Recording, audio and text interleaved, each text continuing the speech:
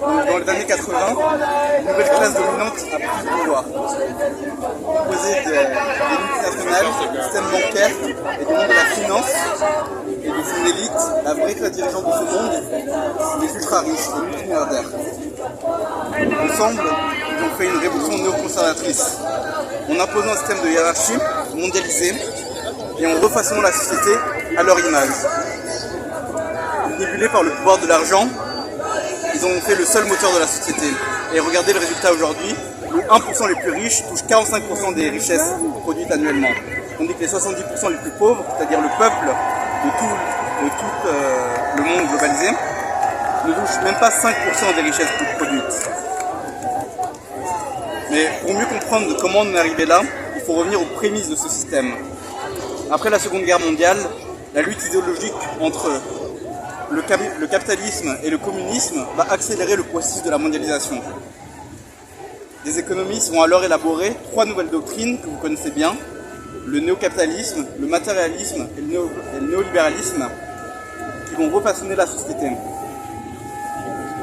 Donc dans les années 60, d'abord, sous l'impulsion du néocapitalisme, où la volonté d'accumuler les richesses de manière illimitée, les grandes entreprises commencent à délocaliser dans les pays du tiers-monde. Là-bas, elles profitent de la faible législation pour exploiter le peuple local, ainsi que la nature et ses ressources, mais aussi les paradis fiscaux. Ils font en sorte que le peuple ne voit jamais la couleur de son argent. En somme, le néocapitalisme a produit la société de surproduction. Et suivant la théorie de la concurrence pure et parfaite, les multinationales rentrent en guerre économique. Et elles luttent pour une place de monopole ou d'oligopole. De l'autre côté, le peuple, il est violemment réprimé s'il cherche à sortir du système. Dans les années 70, la pensée matérialiste qui fonde les bases de la société de surconsommation. Le matérialisme limite le bonheur à son aspect purement physique et au plaisir matériel. Tandis que la théorie de l'homo economicus réduit l'homme à son simple rôle de consommateur. Quand on banque, elle s'enrichit sur la pauvreté du peuple sans dette avec des systèmes de crédit. Il y a aussi la spécialisation du travail qui a fragmenté la production entre les différentes nations, ce qui fait qu'aujourd'hui on est incapable de produire par nous-mêmes nationalement et ça nous rend dépendants multinationales. Finalement, dans les années 80, le monde de la finance a pris le pas sur le champ politique et les théories néolibérales ont mis à mal le modèle de l'État-provident, au nom des libertés individuelles à entreprendre. Les gouvernements se sont convertis à cette quête de recherche de profit à tout prix et leur intérêt mondialisé ont fusionné avec celle de la nouvelle élite, les multimilliardaires, qui de leur côté sont accaparés les médias. Ainsi, ils alimentent la méritocratie monétaire, nous faisant croire que les plus riches sont les plus méritants.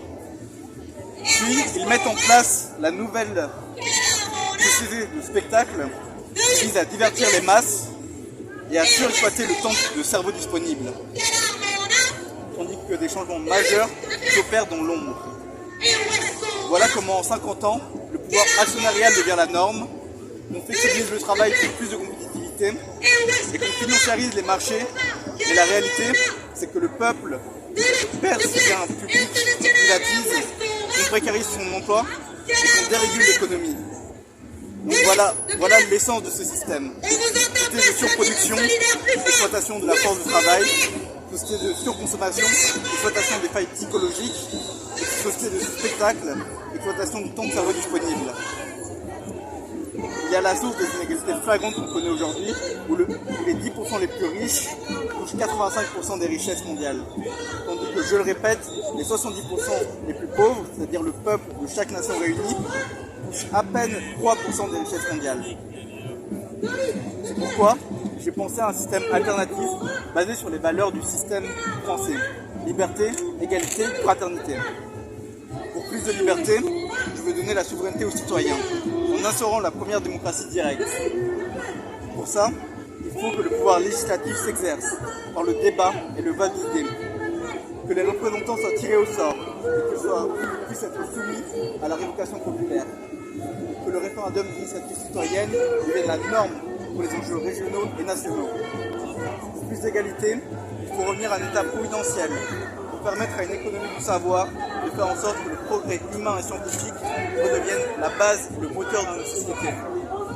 Mettons en place le revenu universel pour garantir le droit à vivre dignement, la gratuité universitaire pour garantir le droit à s'éduquer, et enfin la socialisation des moyens de production pour garantir le droit à tous de travailler et d'entreprendre. Finalement, pour plus de fraternité, nous devons faire face aux dérives des multinationales et assurer le développement des peuples les plus pauvres. Pour plus de justice sociale, il faut mettre en place un revenu maximum digne de 100 000 € et un écart de salaire maximum de 10 fois supérieur. De telle sorte que si un patron veut se rémunérer 100 000 €, il est obligé de reverser à tous ses employés 10 000 € de salaire. Pour la justice écologique, il faut miser sur la rentabilité environnementale pour subventionner les entreprises les plus vertes et pénaliser les plus polluantes. Pour la justice fiscale, il faut mettre en place la taxation unitaire qui vise à imposer directement le siège des entreprises en contournant leur système d'évasion fiscale pour ensuite mieux répartir l'argent dans les lieux de production. Donc voilà, si vous voulez un système pour la souveraineté citoyenne et la démocratie, pour l'économie du savoir et l'État providentiel, pour une société équitable et une justice internationale, partagez un maximum s'il vous plaît. Je pense qu'aujourd'hui, il est grand temps qu'on se rassemble tous derrière la démocratie. Et si on arrête de manifester, et si on continue de manifester, c'est non plus contre des réformes, mais pour renverser le système mondialisé et mettre en place un nouveau système mené par la base, mené par le peuple. Et notre combat, ça doit être la constitution citoyenne. Merci beaucoup. Merci beaucoup.